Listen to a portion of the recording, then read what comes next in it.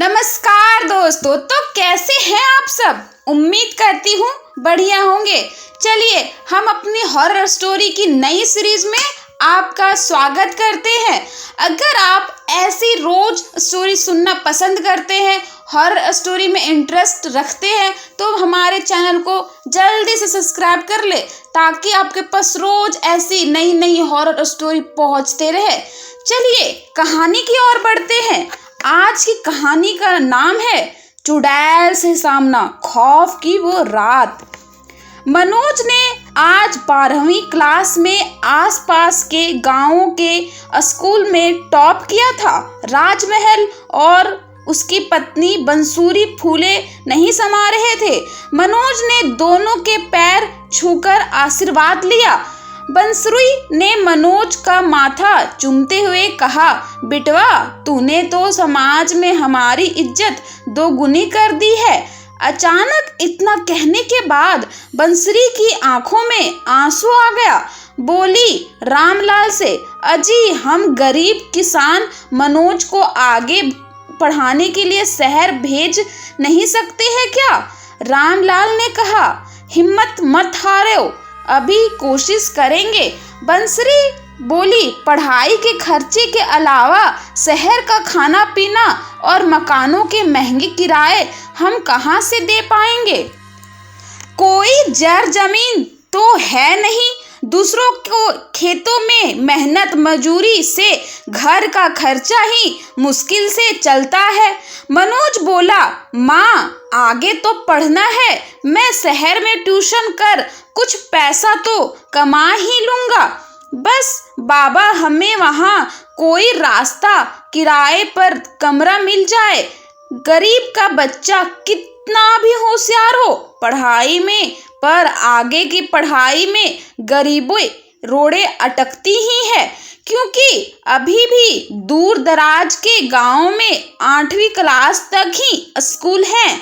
इसके बाद 12वीं तक के आसपास के कस्बों में साइकिल से चले जाते हैं बच्चे, किंतु इसके बाद शहर जाकर कॉलेज की पढ़ाई कोई विरले की बच्चे कर पाते हैं जिनके माँ बाप की अच्छी खेती बाड़ी या अच्छा काम हो। बाकी तो पढ़ लिख कर अपने आप ही तरह खेतों में काम करते हैं या आसपास के कस्बे में मुनीसियारी या किसी दुकान पर सेल्समैन बन जीवन यापन करते हैं। पर रामलाल खुद पढ़ा नहीं था, पर अपने बेटे मनोज के लिए सपने बड़े बड़े थे उसकी आंखों में। रामलाल ने अपने गांव के साथियों के बीच ये बात रखी और अपनी समस्या बताई, और खर्चे तो मनोज ट्यूशन करके व हम मियाँ बीबी गांव में काम करके पूरे कर लेंगे। बस मनोज को शहर में सर छुपाने को कोई छोटा सा कमरा सस्ता मिल जाए। उन्हीं में से किसी ने कहा कि रामलाल, शहर में मकान का सस्ता मिलना तो असंभव ही है। एक एक कमरे के 5,000 8,000 का किराया होता है। भूल जाओ मनोज को शहर में पढ़ाने की बात।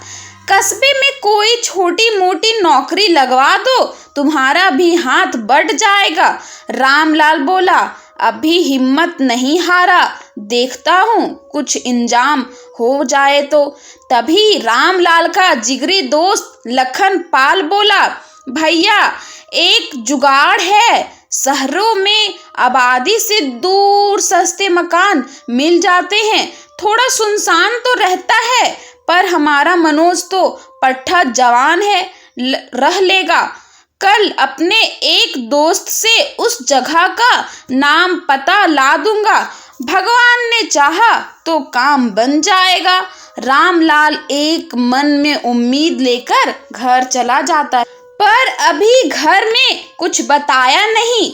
दूसरे दिन दोपहर पीछे रामलाल लखनपाल के घर को चल दिया। लखनपाल ने उसे पता दे दिया। चाय पानी पीकर घर आ गया।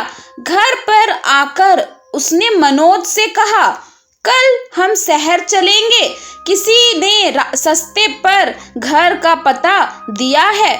मनोज खुश होता है, बोला, सच बाबा?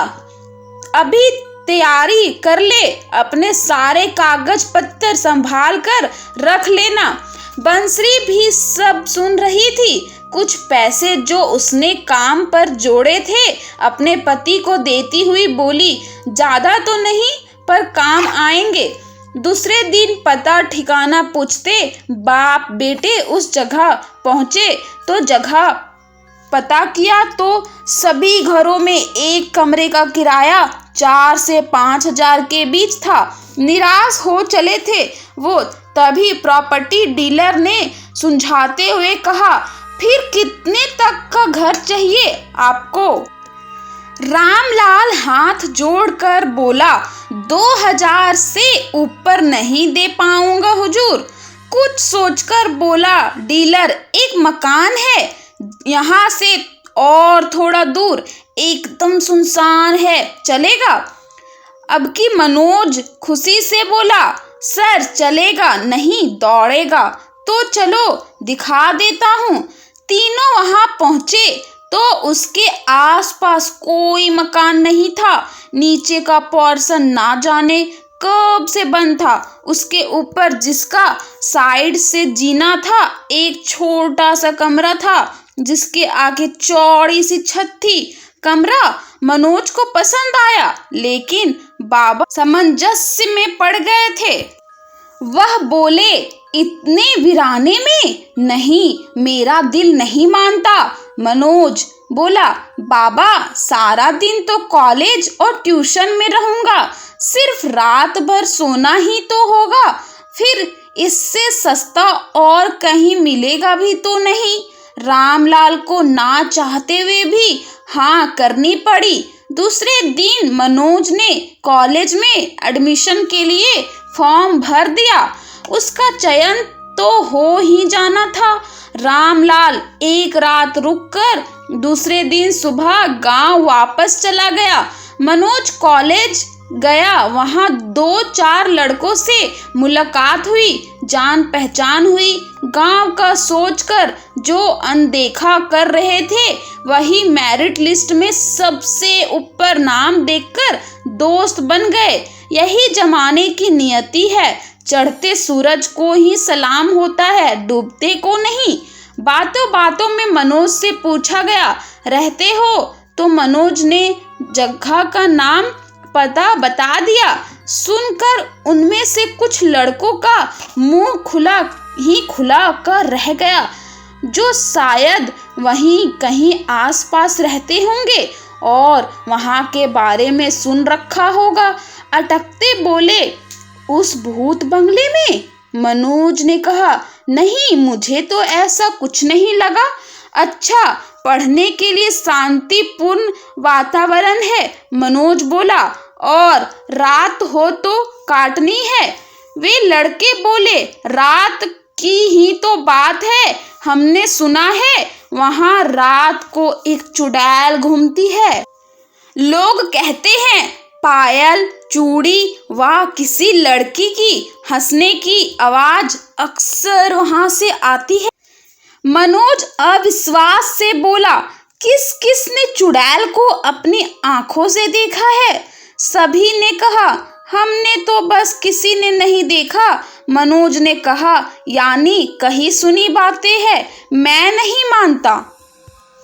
मनोज ने कह तो दिया कि मैं इन बातों पर विश्वास नहीं करता, किंतु दोस्तों की बातों से मनोज के दिमाग में शक का कीड़ा कुलबुलाने लगा था। बाकी तो गांव में भी आधी आधी रात खेतों में बिना डरे पानी लगाते, गर्मी सर्दी की ना जाने कितनी रातें मनोज ने अकेले ही बिताई थी। उसे कभी डर नहीं लगा, पर कुछ बढ़ा चढ़ाकर भी स्टोरी सुनाई जाती है, सो मनोज को भी लगा लड़कों द्वारा इसी तरह की स्टोरी उसे सुनाई गई थी। रात घर पहुंचा, पर आज की रात ठीक से सो नहीं पा सका। हर आहट पर चौंक कर नींद खुलती रही। पानी पीकर फिर से सो जाता। दूसरे दिन कॉलेज आया तो अपने सहपाठियों से मनोज ने हम ट्यूशन देने की बात बताने लगी, मतलब होम ट्यूशन। इसी तरीके से मनोज को 1 महीना सारा होने को आया। ट्यूशन मिल गए थे और रात 9 बजे तक मनोज अपने कमरे पर आ जाता था। खुद खाना बनाकर खाकर रात 10 बजे तक सो जाता था। पढ़ाई मनोज सुबह के 5 बजे उठकर करता था, ब्रह्म मुहूर्त में। गांव के बच्चों को सुबह मुंह अंधेरे की ही उठने की आदत होती है।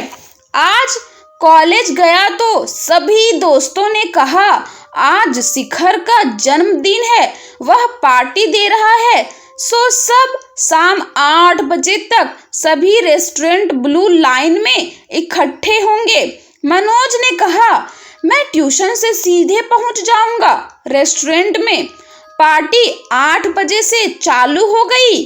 धीमी धीमी लड़के लड़कियां सभी पहुंच गए। सबसे आखिर में मनोज ही पहुंचा।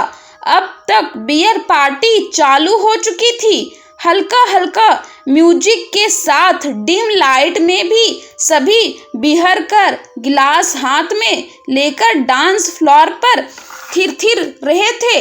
मनोज ने ऐसी पार्टी पहले कभी ज्वाइन नहीं की थी।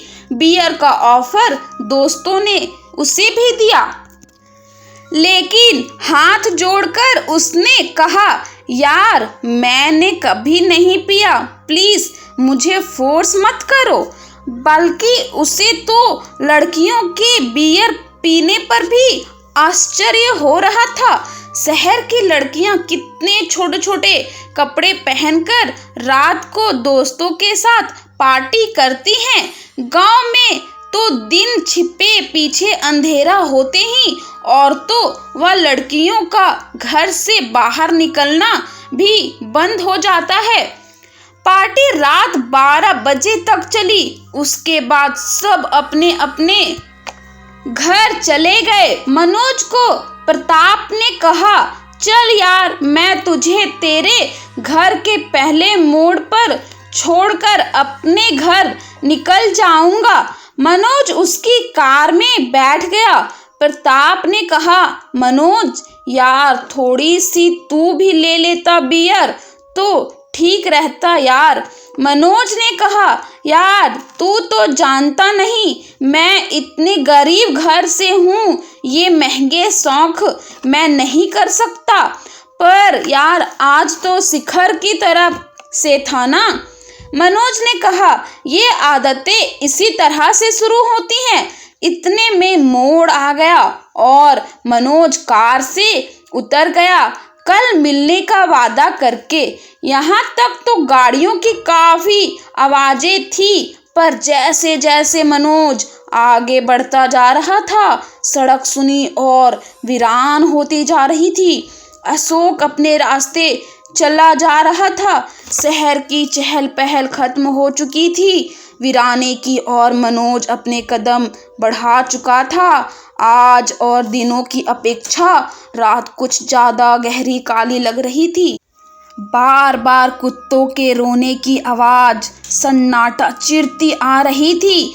कभी कभी किसी पंछी का चित्कार वातावरण को भयावह दे रहा था। अशोक को भय तो लगने लगा था, लेकिन निडर होकर उसने गांव का गाना जोर जोर से गाना शुरू कर दिया। अब की बरस सावन में मैया जल्दी बुला लीजियो, ओहो हो वाला हमरे भैया को ससुराल से लिवाने जल्दी भेज दियो। सन्नाटे को चीरती आवाज मनोज को राहत दे रही थी। दोस्तों अगर आप इसका अगला पार्ट जानने में इंटरेस्ट रखते हैं तो इसका पार्ट 2 का वेट करें और हमारे चैनल को सब्सक्राइब करें।